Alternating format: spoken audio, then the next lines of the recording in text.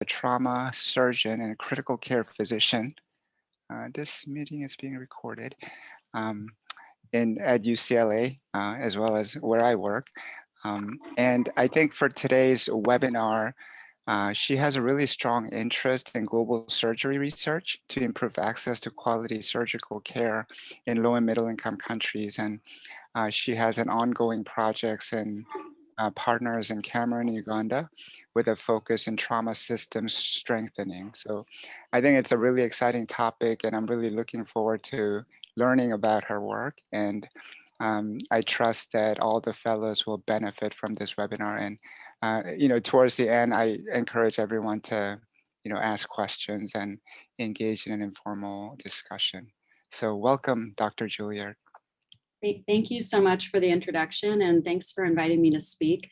The talk I prepared was about my career path and the choices I made and the lessons I learned along the way. So I hope that that's appropriate. It's less about my research because I figured yes. That's what you guys wanted to hear more about. I stand corrected. Given the purpose of this is a career development webinar, I misspoke. I think what you're going to be presenting is perfect for our fellows. Okay, good. I was ready to pivot if you needed me to, but no. I'll stick with the script. No, it's my mistake. No problem. No, I understand. As was just said, I'm Dr. Katrine Juillard, and I am a trauma surgeon. I also am board certified critical care physician. So I do both of those things here at UCLA, University of California, Los Angeles. And my research is mainly in trauma system strengthening. Most of my work is in Cameroon. We also have a partnership in Uganda. And then I also help other faculty in our department and other departments with their partnerships. We have a group called the Program for the Advancement of Surgical Equity, or PACE, that's under the Department of Surgery at UCLA that I co-founded and am co-director of with one of my research partners, Rochelle Dicker, who's also a trauma surgeon and with whom I've worked for a long time. So that's a little about me. These are my disclosures right now. I have no conflicts of interest to report. And the other disclosure I'll say is that I'm from the United States. So I know that some of the GloCal fellows are not from the United States, and I've tried to make this talk as broadly applicable as possible, but obviously my experience is colored by the lens of being an American. So if you have questions for me at the end, I'm going to try and leave some time. Please ask them. I will, I'm here to help. Any question you have, I'm ready to listen to or comment also. So I was just going to go over my path, the important lessons I learned along the way, the advice that I'll have for you, and you can take it with a grain of salt, take it or leave it. I won't be offended. And then, of course, any questions at the end. So how did this start for me? Well, I know I'm a surgeon, and often people are confused about what surgery has to do with public health, but it was even more the case when I first started. About 20 years ago now, more than 20 years ago, I graduated from undergraduate college education, and I didn't know what I wanted to do. And I was actually working for a nonprofit in the Bay Area, in the San Francisco Bay Area. And one of my colleagues had recently returned from being a Peace Corps volunteer in Niger in West Africa. And she and I worked together closely and had to travel for work and spoke a lot. And I found myself I had so many questions about what life was like living in Niger. And especially, I know it's hard to imagine, but this is before cell phones were a thing, and before the internet was ubiquitous, and email was just kind of starting, and it was not broadly used. So imagine a world where you don't have information at your fingertips about what life is like in other parts of the world. Even pictures were hard to come by. I was fascinated. I was like, the world is such a huge place, and I only know this tiny corner of it. So I decided to join the Peace Corps. So I volunteered, and I was assigned to Senegal, which is shown on this map in West Africa. And here's a closer up picture of the map, and you can see the capital city is Dakar, which many of you are familiar with. It's a very large cosmopolitan international city. with a spectrum of socioeconomic experiences and a mix of people. I was assigned to a different place in the country, a small village named Sambajari in the east of Senegal towards Mali. And this is what it looked like when I got there. And you have to imagine, before I left for Senegal, I went to the local bookstore. We still had bookstores and found a Lonely Planet travel guide for West Africa. There was one copy and there were about 4 pictures of Senegal and the whole thing. So I really had I tried to do the research, but it was just very difficult at the time with the resources we had. And it was eye-opening for me at the time to live in a village with no running water, no electricity. There was no school. Even though I grew up speaking French because I'm a dual citizen of France, my father was French. It was useless to me there, despite it being the national language, along with Wolof in Senegal. So I had to learn a language called Pulaar. It's called Fulfulde or Fulani in other countries. And, I was pretty culturally isolated for the first 6 months to a year because I couldn't speak yet. So I kind of wandered around like the village idiot for most of the time. And people were like, what are you doing here? Eventually, I made friends. I learned the language. I had a family that hosted me that became like my family there. I really had to rely emotionally on the people around me for human support because I couldn't just call my family or friends back in the United States at any time. There were no cell phones. To make a phone call or get letters, I wrote letters with my friends in the United States and my family. I had to travel for a day. So I was very isolated.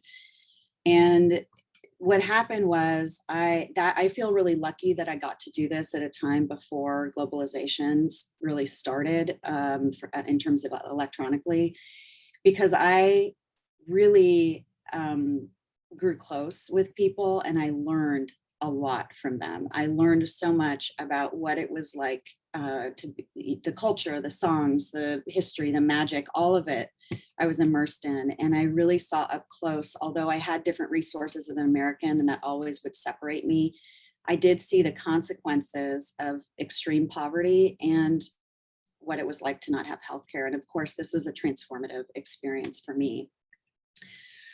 While I was there, at the end of my first year, I was there for almost 3 years in total. I was traveling on a bus that looked like this. These have been phased out in Senegal since, but it used to be that the public transportation, all the buses looked like this. And you can see Alhamdulillah is written across the front of the bus, which is basically thanking God for getting anywhere safely, as you can see. And I was on a bus like this going to a UNICEF meeting. And we were driving when the bus veered off the road, ran into a tree, and I woke up sometime later in a pile and tangle of people, chickens, bags, seats, everything in the bus. And so I know firsthand what it's like to get in a car crash when there's no trauma system. What happens is if you're on a rural road like I was, far from many things, if you're lucky, which we were, another car comes by eventually and they see you and they help because people are generally good Samaritans in Senegal. And 2 people pulled over and helped us, pulled people out of the car, laid them out, and started shuttling them 5 to 6 people at a time in their small car to the nearest health post. So eventually all 20 of us got taken to the nearest health post where there was one nurse and a nurse's aide. And those poor healthcare providers were faced with a 20+ person mass casualty event that would be a lot for a level 1 trauma center in the United States to deal with. They triaged us the best they could and then started somebody in that village found somebody who had a pickup truck and piled people into the pickup truck to go to Tambacounda, the nearest city that had a regional referral hospital at it, and hopefully a surgeon and an anesthesiologist to take care of people. I, being an American, was lucky several times. First, I was not severely injured. I had some minor injuries and a concussion at the end of the day from this. I broke my nose and had a leg injury, but other than that, I did not have any life-threatening injuries. And the second time I was lucky is I got whisked away as soon as took some time, but the Peace Corps eventually got wind of this and sent a car from the UNICEF meeting that I was supposed to go to come get me, and took me to Dakar, where there were more resources. There still was not a CT scanner in the country, which is what I should have gotten for my head injury. But I was taken care of in a different way. And it was very clear to me what it meant to have resources versus not. So I wish I could tell you how many people died or what happened to the rest of the people in the car, but there were no statistics collected on injuries at the time in Senegal. From the village network, I heard that 2 people died and another person lost their leg, but I don't know for sure. And I wish I could also tell you that this made me decide to become a trauma surgeon and go into global surgery and study trauma systems. But the most surprising thing about this to me is that I actually saw what happened to me as an accident. I didn't see it as a public health issue, even though it hit me in the face. Like most people at the time, I saw trauma and surgery and surgical diseases as a rich person's or rich country's area for improvement. I didn't start to look at injuries as a public health problem until years later. I did, though, go to medical school based on my experience of living in Senegal, because it became very clear to me that the fundamental building blocks that are necessary to provide an equitable society are healthcare and education. And I still believe that. So going to medical school became, my career path.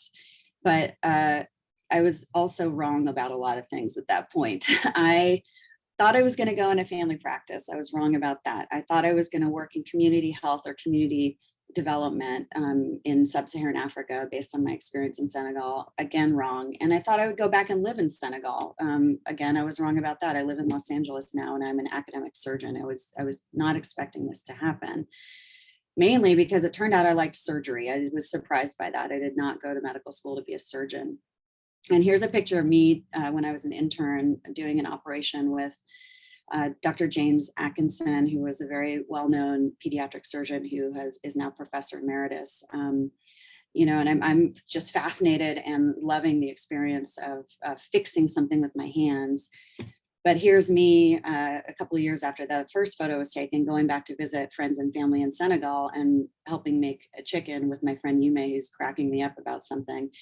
For dinner. And how do I resolve these 2 passions that I have? That was my challenge. And at the time, I started looking around at what was being done in terms of surgery and global health. And really, especially then, all I saw were mainly models of humanitarian missions, which were short-term. They involved transient interventions and they treated individuals. And that was not public health to me. And the other thing that bothered me as a Peace Corps volunteer is that the flow of power, resources, information went from north to south. It was not bidirectional. There wasn't a cultural humility of learning from each other that I had found so valuable living where I had lived. So that did not resonate with me. It didn't seem like that was the way to do it. And why was that the case? Surgery is such a huge problem. Now that I know more and the world is learning more about this issue, a huge slice of the global burden of disease is attributable to surgical problems. And trauma alone kills more people in the world than TB and malaria and HIV combined. Yet the financial investment and the global health research investment is not commensurate with that burden of disease. And I think we're still fighting this fight about the perceptions of surgery. It's largely seen as curative, just like I thought, even though when I was in a car crash and didn't have the benefit of a trauma system, which is a public health intervention. I thought surgery was curative. It focused on the individual. It was high tech. It required a high level of skill and it wasn't cost effective. And public health is seen as being prevention oriented. It focuses on the population, not the individual. It's focused on low tech, highly disseminable interventions, cost effectiveness, and equity. And I think over the years, we are slowly proving that surgery is part of public health. It is part of a developed health system, and it is an equity issue. It is not just for rich people. We've also demonstrated again and again it is squarely cost effective, sitting on the spectrum of accepted public health interventions in terms of its cost effectiveness. So we're slowly trying to dismantle these stereotypes that have kept back progress. But we still have a lot to work to do, but especially when I was starting out, it was really, really not a thing. There was no such thing as global surgery. I realized when I went to surgical residency in the United States, surgical residency comes in kind of two broad categories. There are mostly clinical residencies that train you to be a surgeon, where you do 5 years of clinical training after you finish medical school. But there are also some programs like the one I went to at UCLA, that's an academic program where it's 7 years and you do 2 years of protected research time that you focus on research. And the idea is to graduate as a surgeon who can both be a clinician, but also do some research. So I picked that because I realized I needed to learn more about formal public health training and get some formal public health training in order to address this problem, given the challenge ahead. So my 2 research years I structured, I went to Johns Hopkins to get a master's in public health. And then the summer in between the first and second year I spent at the World Health Organization in Geneva working. I was very lucky at the time. One of my mentors, or was going to be mentors, Charlie Mock, was there. And I'll tell you more about mentorship and him.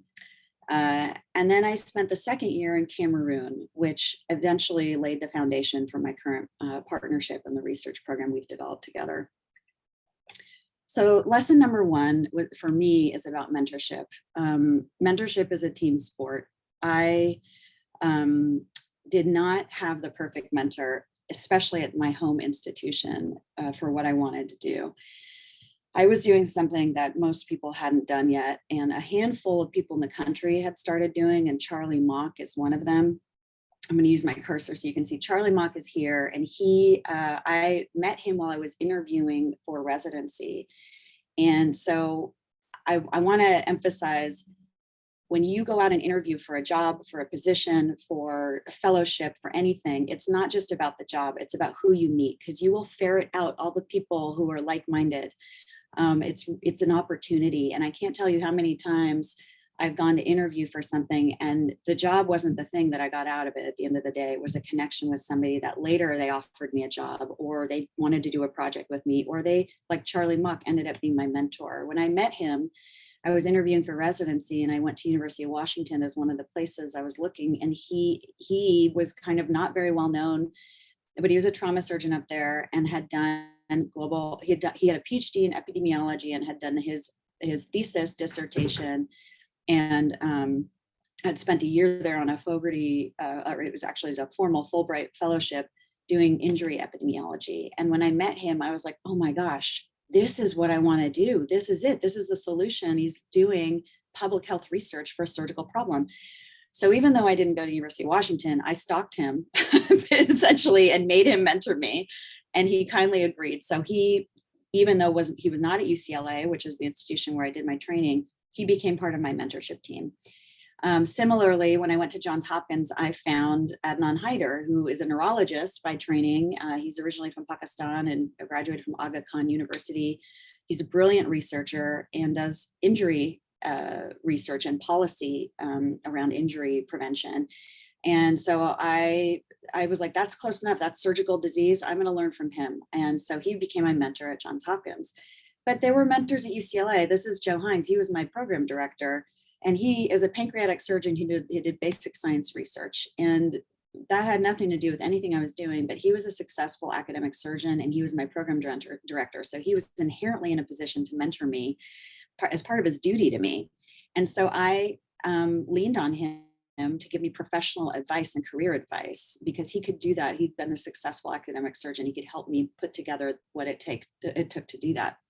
And then Gil Cryer is the trauma director at UCLA, and he was a trauma career mentor for me. So, and then Cliff Coe, also a surgeon, he is an outcomes researcher. It has nothing to do with what I was going to do or what I was looking to do. But what he did was start a new field. When he went into surgical outcomes, it was not a thing. And he was one of the first people to get a master's in public health, do large outcomes research, and essentially broke new ground. And he told me, you know, people thought I was crazy when I told them what I wanted to do, but I did it anyway. And now I work with the American College of Surgeons, and I'm a leading, you know, authority on patient safety in the United States. So finding people who do non-traditional things, who can advise you on how to break new ground, that was part of my mentorship team. And then I had methods people like Marie Diener West, who helped me have a decent skill set in biostatistics. And that's just the beginning. I added more mentors and more mentors along the way. But mentorship is a team sport. If the perfect mentor doesn't exist for you, doesn't for most of us, find the pieces of what the perfect mentor would be and make a team. So that was one lesson I learned. So here I end up in Cameroon in my second year of research, and I had been with Charlie Mock over the summer working at WHO, which was a great experience. And he connected me through the WHO with, I wanted to work in Francophone Africa because I realized there was a disparity there. Most of the science, the little that had been done on injuries in LMICs had been done in Anglophone African countries. And I had lived in a Francophone African country and I spoke French, so I felt like there was an opportunity for me to contribute.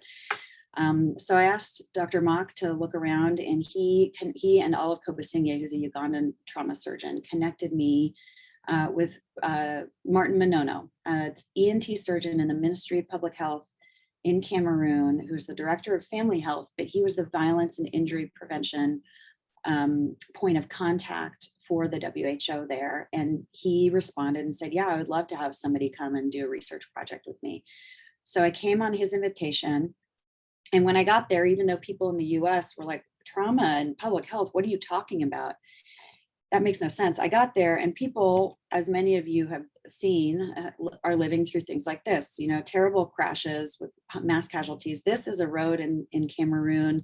There are 3 main roads connecting the 3 largest cities, and the locals call it the Triangle of Death in French, because there's so many road traffic crashes. It feels like you're taking your life in your hand. You see this little sign here. It says, ici 14 morts, here 14 dead. These signs are all over that triangle of death, reminding people that others have died here. And despite this sign being there, you see this car, 2 cars double passing a slower truck on a curve, you know, not ideal from an injury prevention standpoint.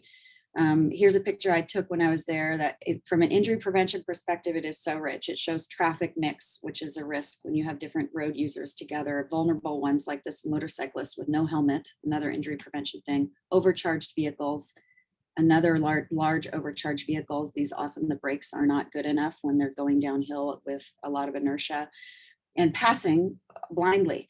So, you know, these things are all around us. And actually, when I got there, despite the skepticism I encountered in the United States, most of the people I talked to in Cameroon were like, yeah, finally somebody cares about this, because this is a problem. And this is a picture my main research partner, Dr. Shisham, took. And he likes to say Cameroon is one of the few countries in the world where you can have a red light and a green light shining at the same time.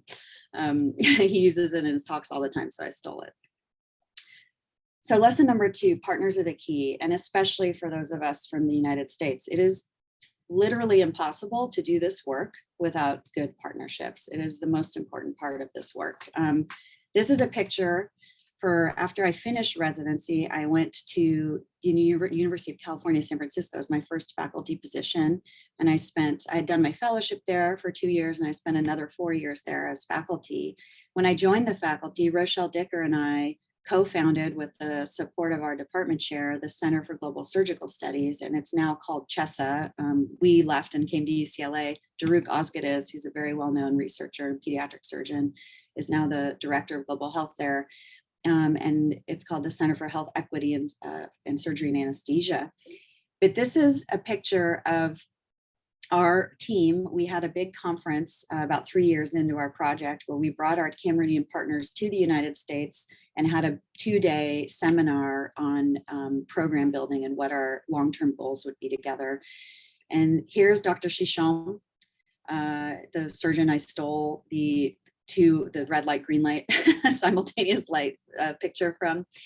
And then here are Dr. Etundi and Dr. Manono. And the reason I circle them, they not only are they my long-term partners, you can see them here, the position of our team on PACE, the current program we have at UCLA. Here's Dr. Etundi from the Ministry of Health and Dr. Shisham from the University of Buya. This is a woman named Fanny Disactelon who couldn't come to that last conference, but is also one of our study supervisors. Here they are again. These are all people I met when I was in your shoes. I met them when I spent my year in Cameroon as a resident, as a trainee. And so the only one person on our team who's in a leadership position that I didn't meet as a trainee was a contact that was made by one of my trainees who spent a year in Cameroon and needed us help with one of her projects. And she found Agbor, who is a brilliant, wonderful study supervisor that we couldn't live without. And the reason I say this is don't underestimate the opportunity you have when you're a trainee, because it's one of the few times for most of us, some people have their lives set up in a way where they can spend long periods of time, years on the ground in their partner countries. But most of us can't, especially if we have busy clinical practices or small kids at home. There are all kinds of things that life brings along that keep you from doing that. And I didn't quite appreciate that, the 3 years I spent in Senegal and the year I spent in Cameroon were foundational in terms of building partnerships. It takes trust to do this work. You have to have very open communication and transparency about what your personal goals, your professional goals, and what the ultimate goal of the project is. Those roles can change. When I met Dr. Shisham and Dr. Manono and Dr. Etundi, I was a trainee. And now I'm a faculty. That changes, and they changed with me. Their roles changed.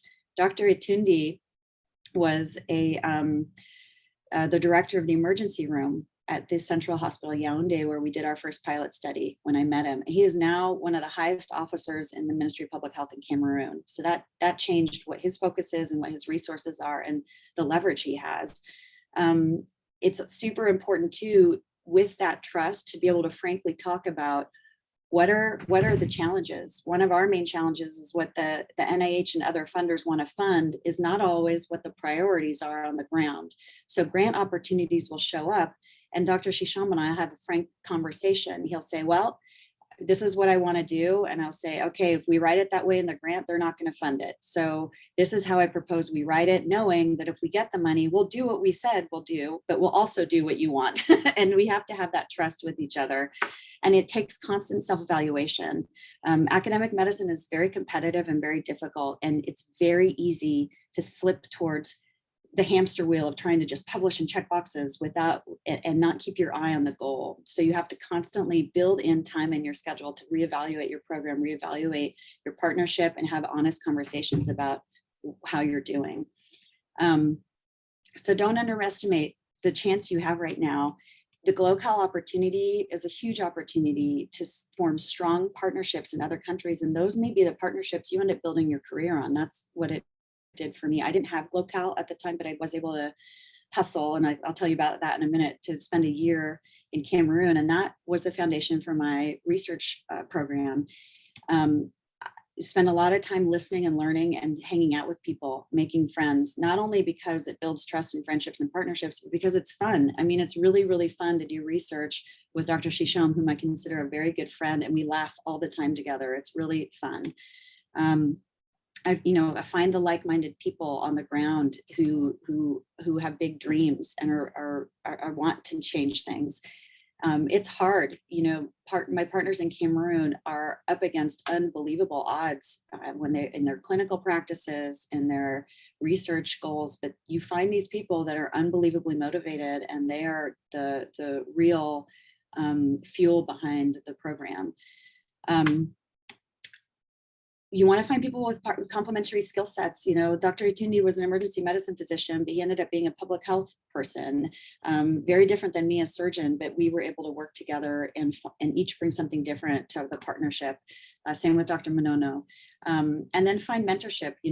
My partners were my mentors when I first started. So finding those mentors who can help guide you is really important. And I know the international GloCal Fellows probably have a slightly different dynamic in terms of the partnership and what they're looking for right now. But I would say, what can the US cohort in terms of the faculty, the trainees, and the network in this group do for you? One thing that I found is helpful, and this is really silly, but unfortunately, American English is the language of science, and not everyone is taught how to do that, even in the United States. I was lucky enough, even though people advised me against it at the time, I was an English major who did some pre-med classes, and people thought that was a bad idea if I wanted to be a doctor. Turns out the best thing I do is write in terms of my academic career. So being able to turn people's data into a publishable manuscript and work with them to beef up their writing skills, co-write grants with my partners, navigate the alphabet soup of the funding opportunities in the United States. All of that is very hard to understand, even if you're from the United States, let alone if you're in another country that doesn't have grants support, administrative support at their institution. So ask yourself, who are the people that I can lean on later in my career if I want to do this for a living, and what partnerships can be helpful to me in doing that. These opportunities are really rare, so take advantage of it. Here is an example of partnerships and what happens over time. So here's a picture from over 10 years ago now. I think this is 11 years ago. At the Ministry of Health, when we presented finally our pilot data. Dr. Manono is this gentleman here you can see sitting. He was at the Ministry of Health at the time and put together the meeting, and we presented our data from our pilot trauma registry on injury epidemiology in Cameroon. And here we are after the meeting. That's a younger me with Dr. Manono and several of our partners from the US and Cameroon. This is a very similar photo I did not take, someone else did, 2 years ago. And here you can see my trainee, Ariane Christie, who was a surgery resident at the time at UCSF. She had spent a year in Cameroon doing a study, and she's presenting to the Ministry of Health. And here is Dr. Itundi, who had been my partner, my co-PI on my study, who is now in Dr. Manono's shoes, a high up official in the Ministry of Health who put together these big meetings. And so, first of all, the partnership with the Ministry of Health is key because they are the end users of our data, and we want to make sure that our research is aligned with what they need. But it's generational. I'm handing off the contacts I have to Ariane, and she's making new connections like Agbor to add to our team. So it's a long-term partnership. And there's Dr. Atundi and me when I was doing my pilot registry. That's when he was a humble emergency medicine physician at the Central Hospital of Yaoundé. So these things grow and change over time and can lead you in places you don't expect, but they're foundational. Here's Ariane. She did a big community-based survey. There's her little shiny face. There's Druja Dixon, a medical student. They both spent a year together in Cameroon a few years ago, where we did a big project that they led. And they partnered with these medical students we had 7 medical students from the University of Buea who did their thesis as part of our community-based survey. So part of the partnership is leveraging these opportunities to help both sides. We brought them on as research assistants. Dr. Shisham and I co-mentored the medical students. They each came up with a surgically related research question for their thesis. They nested their questions in our community-based survey instrument, and they did the data collection. So these guys, this is like one of the early days of data collection. Here they are, a little more worn down. They're covered in dirt on some dusty road. They'd gone far away to collect data. And here they are. This is the last day of data collection, where they emerged triumphant. They collected data on over 8,000 subjects in the southwest region of Cameroon and got the best estimate of an injury incidence that they've had in that country based on their work. 4 of the 7 medical students have published first author papers with their theses that normally would sit in a room in an institution and gather dust. Our goal is to always, when we mentor someone, to help them get some academic productivity out of it. We're working on the other 3 still. And then we got Agbor, who is now an integral part of our team based on Ariane's year there. Okay, lesson number 3 for me is it's okay to be different. I didn't know I was taking a big risk in doing what I was doing as a research resident. Most of my colleagues, when I was a resident, were doing basic science research or clinical research, a couple outcomes researchers. things that were pretty well developed pathways and had a high likelihood of success. I did something totally off-piste. I couldn't keep my salary because I didn't stay at UCLA to do it. So I had to fund myself to do this. I did some unconventional things to fund myself. I started a nonprofit for research in Cameroon on trauma that helped support Dr. Shisham and Dr. Tundi's work while I was there for a year, that I actually finally dissolved a year ago, but it was a mechanism that we could use to fundraise for research over the years. But it was a huge risk to do that as a resident. I was just a trainee. But it turned out if it works, it's a huge strength, because then you're a pioneer. And when I emerged from this process and finished my fellowship, there were very few people doing this type of research. There are much more now, and there are more and more, but the trainees coming up wanted it. And it became a tool for recruitment. So UCSF recruited me, but they were one of 7 places I interviewed specifically to do global health research and surgery as a faculty in the country. And there were places like Harvard, University of Virginia, Utah, UCSF, UCLA, all wanted UC Davis to develop these programs, and they wanted me. And I got very lucky that this field grew while I was in the position I was at. But if I hadn't taken that risk, if I'd just done what everyone else did, I would not have been as marketable, it turns out. I ended up going to UCLA. This is Haile DeBas, whom you may know. He's a former surgical chair at UCSF and founder of the Global Health Institute across the University of California, that is the host institute for the GloCal Fellowship grant from the NIH. He was a mentor to me as well professionally, and helped us with Jaime Sepulveda, who's the head of Global Health Sciences at UCSF, to start the Center for Global Surgical Studies there. And then Rochelle Dicker, who is the co-founder with me, and I ultimately were recruited to UCLA, again, in large part because of this work that we do in health equity and global health. And that we were able to leverage some resources from the university to start the program for the advancement of surgical equity. So for me, and I say this with, you have to, do what is right for you. But for me, it was not, I did not want to do just any research. If it was just research I didn't like or I wasn't passionate about, I wasn't going to do that with my life. But I really, really love what I do. And so it meant taking a risk, and the risk paid off. So if you really want to do something innovative and different, I think you should do it. That's my personal advice. So now I'm at UCLA. I spent the first 4 years at UCSF of my faculty, and then I came to UCLA. We started the program for the advancement of surgical equity. We have local projects and global projects. We are 4 global projects are in Cameroon and Uganda. Both of those I'm involved in. And then Armenia, we have another surgeon, Shant Chekardemian, who heads that partnership, and Mozambique, and Dan De Ugarte heads that partnership. So lesson number 4 is do what you care about. My story, I could choose to tell it in a way that's this, very intentional, logical story. I could say, oh, I got in a car crash in Senegal, and the scales fall from my eyes, and I realized that trauma is a public health problem, and I was going to do this with my life. And I had this very smart approach. I didn't. I mean, my path was really made based on decisions from my own internal compass. I wasn't quite sure where I wanted to go, but I knew that public health and surgery had a future together. And I made decisions based on that belief and that value, the values that I believe that public health brings. Like I said, I can weave the past 15 years into a narrative that looks like it tells a nice story, but it is definitely not what it felt like at a time. It may look like this from the outside, but it really was more like this getting there. And sometimes even like this, these are both pictures from Ariane and Drujas and the 7 medical students at the University of Buea, their community-based survey, and some of the places they had to go to get data and how they got there. But that's what it can feel like. But I really think that you may not know where you're going exactly, but if the reasons for your choices are true and consistent and based on your values, you will get somewhere you belong. And so that is how it worked for me. So that's another lesson that was true to my life.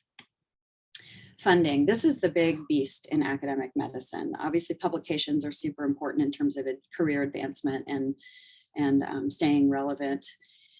But funding, it's really hard. And I'm sure you've heard this before. And so I'm going to be very transparent about my funding trajectory.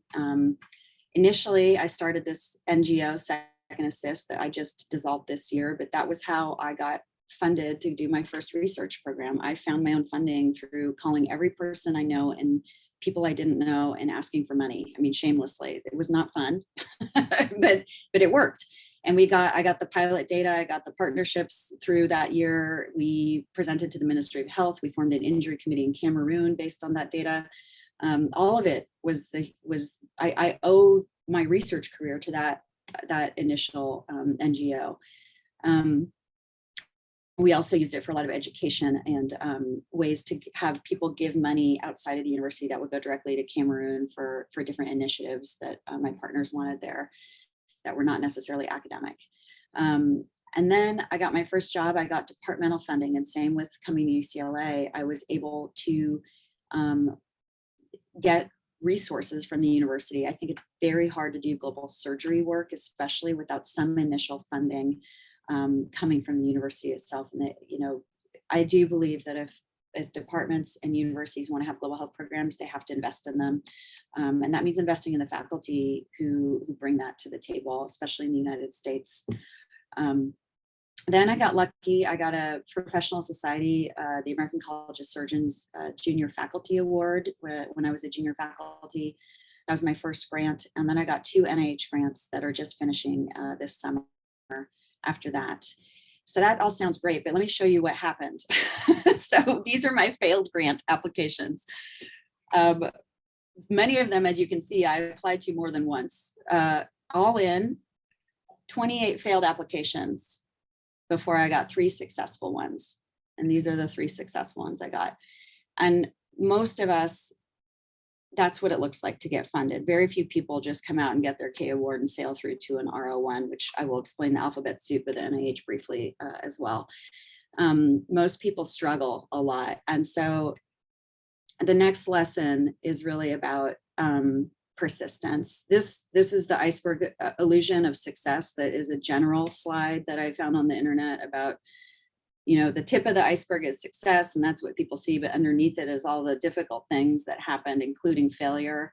To make that success happen, I would argue in academics, the tip of the iceberg is smaller and the bottom is bigger, and there's a lot more of this. So it is normal in academic medicine to fail, and in academics and non-medical disciplines as well. So persistence is key. You have to be willing to get beat up if you're going to go into academics. 9/10 of it is failure. It's normal. Don't let it affect your self-worth and the value that you believe your work has. Just get back up. I mean, you're going to grieve your failures and then you got to move on. You have to be resilient. And this is true for any field, but especially for academics. So just really quickly, and this is a whole area that could be a whole class, a graduate level class, and it is in some places, but in terms of funding, you will hear terms thrown around, and it is a very complex alphabet soup about what these different grants are and what they mean and how to get them. But in general, there's the broad funding sources I've looked at are the US federal academic funding sources like the NIH, National Institutes of Health. There are many, many funding mechanisms, but the main ones you'll hear talked about are K awards, there's a series of awards that are just specifically for early investigators to get career development. There are R01s, which is kind of the most common funding mechanism. That's a 5-year grant for an established investigator team. And then there are shorter exploratory grants called R21s, and a family of those as well. There are also other training grants and other, like the one that GloCal is, and other sources like that. It's an alphabet soup. There's it feels like a club that some people are in and some people are not in. My advice to you is to just ask questions, because there are no stupid questions when it comes to this stuff. It is super complicated and mysterious, and people may act like they know what they're talking about and throw around terms, but just ask.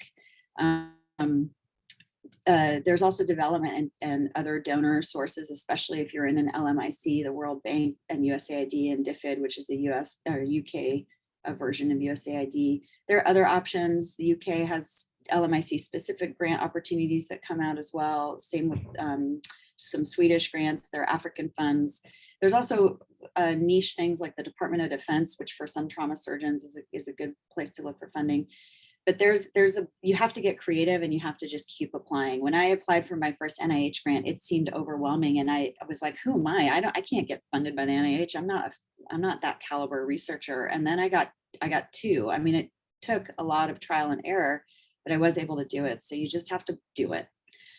The next lesson is to find a way to contribute. As a resident, when I went to Cameroon, I'd only had 2 years of post-medical school surgical training. So I certainly was of zero help clinically to the surgeons there who are very experienced and knew way more than I did.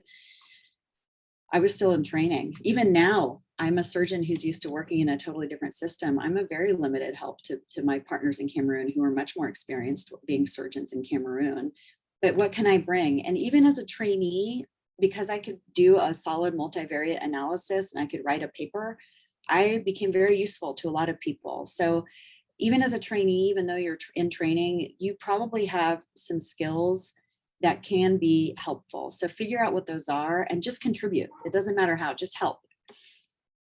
And then the next lesson is to check the boxes at the academic, professional, career boxes, but don't lose sight of the real goal. And that can be a challenge, and it requires discipline and constant evaluation. You need to get your papers, ideally get funding, do your presentations, and all of those kind of performative aspects of academic success. And you have to be opportunistic sometimes in terms of opportunities around that. But if you're careful, you can still, even if you have to move slightly to the left or to the right along your path based on opportunities around you, keep your true north about what your partner's goals are and continue to move in that direction. Because ultimately that's what you want to do. And that's why we all got into this. And one thing I've found really helpful to me is sometimes when I feel discouraged or like nothing's happening, I know that if I'm helping Dr. Shishom and Dr. Manono and Dr. Tundi succeed, even professionally, that I've done something that's important, because they're the ones who are in the real position to make change in Cameroon, not me. So I try and keep that as one of my main goals. But for my own career trajectory, I was faced with all kinds of imperfect projects that weren't exactly what I wanted to do, but provided opportunities for me. So you have to kind of be opportunistic. When I was a public health student, I had an opportunity to do a large database, outcomes database analysis on hysterectomy data for my biostats thesis, which honestly was not my main area of interest. It was a US-based project, and it was a gynecologic project, and I'm a general surgeon. But I got a publication out of it. I learned how to do an outcomes analysis and build a very thoughtful regression with a large database. I mean, it really taught me so much that I was later able to apply to many, many things that were more relevant to the area of research I was interested in. Another thing is, I took a class on injury prevention almost as a whim at Hopkins. I didn't know I wanted to be a trauma surgeon. And some other students said, this class is really cool. I met Adnan Haider because of it. The injury prevention, if it's well taught, changes how you see the world around you. It was a transformative experience, which sounds crazy because I thought safety was for nerds. I thought this was going to be so boring, but it actually led me to become a trauma surgeon. So being opportunistic about things around you, even if they're not the perfect fit for what you want to do, there's often so much you can learn, and it can impact you in unexpected ways. And in terms of checking these little boxes academically, when I work with trainees, I always try and make little widgets of building blocks of projects that can be a discrete project for that trainee, and then build towards something bigger. So here's an example. Ariane did the community-based survey that we talked about in Cameroon with Druja Dixon, two trainees that worked together, a medical student and a resident. And that's one project that they published multiple papers on with their colleagues from the University of Buea, the medical students who worked with them.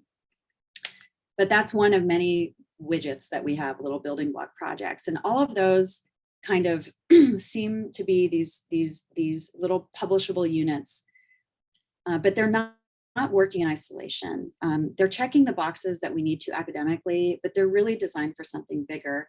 This is the injury spectrum. If you look, there's prevention of injury, there's the pre-hospital course for patients, there are those patients who make it to the hospital, and those who follow up, and then people who have to go through rehab to minimize the consequences of injury. This is the spectrum of clinical injury And every level you can intervene to improve an outcome or prevent it from even happening. So all of these projects, these academic units, all feed into larger programs and contribute. And those programs all are designed to intervene on the injury spectrum in some way. And this is how we keep that overall goal in mind of what we want to do with our partners in Cameroon, because the goal is to reduce the burden of injury in Cameroon. And we do that through reducing the injury incidence through prevention and our work with the Ministry of Public Health, and improving trauma care, both with the public health, the Ministry of Public Health, and the clinical hospitals we work with in Cameroon and the University of Buea. So the idea is to keep that in your head so that you can both fulfill your academic obligations, but really keep your eye on the main goal that we hope to achieve at the end of the day. So what are the main goals we have in Cameroon? These have evolved somewhat over time, but right now, Dr. Shishom and I really want to build the research capacity in Cameroon so that the research can be transitioned completely over to the University of Buea. I want to support my partners and help them build their careers. That's really important to me because I see how hard someone like Dr. Shishom or Dr. Atundi and Dr. Monona, they all work, Dr. Dissemination as well. They work so hard and they have every reason to just give up and not work in something as competitive and grinding as academics. But they've chosen to do it because they really care about reducing trauma in Cameroon. And so if they can do it, I should be able to help them. So I really want to try and support them as much as I can. We also want to contribute meaningful data that can be used to make change to the Ministry of Health, to other policy partners, to the hospitals we're working with who can change their clinical practice based on our data. Our long-term goals is we want to give the Ministry of Public Health they need for prevention policy. Dr. Shisham often says the Ministry of Public Health is our end user. And so we really are in close communication with Dr. Tundi and his partners about what we're doing and always get their input from the ground up in the research we do. We want to improve trauma care so that people have better outcomes from injury. And that includes improving access to care. A big part of our work is identifying people who don't come to seek formal care and why and what drives those decisions. We also, one of our long-term goals is to help Buea create an injury center. There are very few entities that are focused, let me get this out of there, focused on improving injury and trauma outcomes and systems in sub-Saharan Africa. And we would love for University of Buea to be one of those places by creating an injury center there for training and research activities. And that's been Dr. Monono's dream ever since I met him when I was a resident. I know Dr. Shisham carries that dream as well. So that's one of our long-term goals. And then the more we do our work and the more, especially the equity work and the access to care work, and even the quality improvement work we're doing at the hospital level, we keep finding, not surprisingly, that financial barriers to getting good care are just endemic and persistent and really discourage both the patients from seeking care and having faith in the healthcare system, but also the clinicians and contributing to their frustration and burnout. And so universal healthcare is something that Dr. Shisham and I have as like a life goal together in Cameroon. Lastly, enjoy the wins. I've talked a lot about failure and challenge, which is definitely part of it, but there's these wonderful moments. And here's one of them when Dr. Shisham and I got to participate through one of our NIH grants in a trauma network meeting at the Fogarty Institute in Bethesda at the National Institutes of Health. And, this was just an amazing opportunity. There are very few grants specific to trauma the NIH gives. There's two that come out one comes out every 5 years or so, and the other one comes out once a year, and it's only an exploratory grant. So it's very rare to get these, and we got one. And our program officer put together a network meeting. So we were able to come together, and this obviously was right before COVID hit. So we were absolutely able to travel, which was wonderful, and meet all these other like-minded researchers from all over the world and their US partners who were doing trauma-related work. And it was just such an inspiring, energizing, amazing meeting. So, enjoying these moments is really important. And really, here's Dr. Shisham and here's me, and we got to experience that together. So we look forward to doing more of that, but enjoying the wins, because the hard times are definitely there, and the good times you just really want to appreciate. So that's the talk I had prepared, but I would be happy to answer any questions. I can unshare my screen to help facilitate that. Yeah, thank you. Thank you so much. So first off, I apologize. I think I mispronounced your name. So That's okay. it's not Catherine. It's, how do you say your name? I know please do not apologize, because it's the French side and it's not intuitive. It's Katrine. Katrine? Like Catherine. Yeah, Gotcha. my family Okay. always called me Catherine, and in America it became Katrine. Okay. For some reason, I've just never gone by Catherine. That's just how it evolved. So it's Yeah. not intuitive. So first off, I want to echo some of the sentiments that our fellow shared. This was such an inspiring talk, and thanks for sharing your journey. And I want to be mindful of our time. So we just have a few more minutes. I want to give the opportunity for our fellows to ask you questions. And I think we already have two questions. One is from Chipo. So do you do any clinical work on trauma currently? And that's the first question. Yeah, I do in the United States. I always tell people, because when I say global surgery, people assume that I'm doing humanitarian work still, which is not a model I really believe in. I think that has to be done really thoughtfully. There are a few organizations that I think, like Operation Smile and a few others, that do a good job, but that's not what I think real capacity building and partnership is about. So and that I can talk about that in a whole nother thing, but I do clinical work. I'm a clinically active trauma surgeon at UCLA. I'm on the faculty here. I'm on call this Friday, and so I do weeks in the ICU, the surgical ICU at UCLA as well. And then we do clinical research. So one of our main programs there is a quality improvement program in 4 hospitals. And so we're training a QI, quality improvement committee, with the surgeons and anesthetists and nurses in those hospitals, and training fellows that collect data and do a formal root cause analysis. So we do clinical research, but I did do a little bit of work as a resident in the emergency department in the Central Hospital of Yaoundé, mostly to just help and understand how the workflow happened there, so I could inform how we set up our research project. But I don't do clinical work in Sub-Saharan Africa. Great. Well, thank you again. So let me see.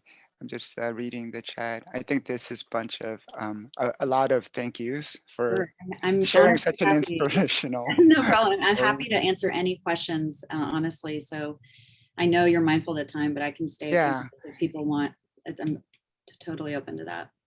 Yeah, so it's up to the fellows if you want to stay longer, and I encourage all of you to stay in touch, and you can ask questions. And I think Katrine's one of the things that she highlighted is the importance of connections and mentoring, and I think the GloCal Fellowship, as she mentioned, is such a great opportunity, and I encourage all of you to stay connected. So any last questions for Katrine? Yes, I have a question. Hi, Dr. Sure, go ahead. This is Abby. I worked with you before. I'm one of the UCLA residents, orthopedic surgery residents. Oh, awesome. I'm one of the GloCal fellows this year. I just have a question about just kind of, thank you so much. That was a really inspirational talk.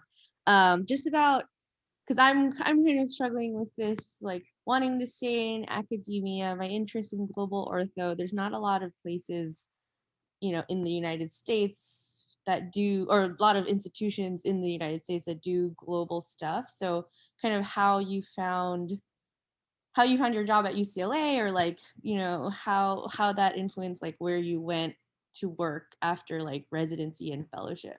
Yeah, and it's honestly, it involves taking a risk, and I got very good advice when I was a medical student. I was fortunate in that my father was a physician, and one of his best friends is a surgeon. My dad was not a surgeon, but he connected me with this other surgeon when I said I want to go into surgery. And I told this surgeon, because he was a family friend, what my like real research aspirations were. It was like a secret, because at the time nobody did that. And I didn't want people to think I was crazy. And I said, should I be honest about what my research aspirations are? And he said, yeah. He said, you don't want to be at a place that doesn't believe in what you're doing, especially as a trainee. And the other thing, and so I listened to him. And when I went and interviewed for residency, and you probably do a fellowship or something, or even interviewing for jobs, I was totally transparent about it. And there were places that were like, we don't understand this at all. And immediately I could cross them off my list. But what ended up happening is I flushed out all the secret global surgeons out there that were quietly doing this work and not talking about it because it was not mainstream academic stuff. And then when the field grew to the point where trainees were demanding this training, and that's really what got me leverage. At UCSF, Nancy Asher was the chair at the time. She's a transplant surgeon, basic scientist, very successful, very traditional. She was like, this is BS. She also had she swore a lot, but she was like, this is BS. And she didn't believe it. And then people started choosing Harvard and other places over UCSF for residency and for their research years. She had one of her favorite residents left to go to the Paul Farmer group at Harvard to do her research instead of staying at UCSF. And UCSF is this global health, beacon in the US landscape.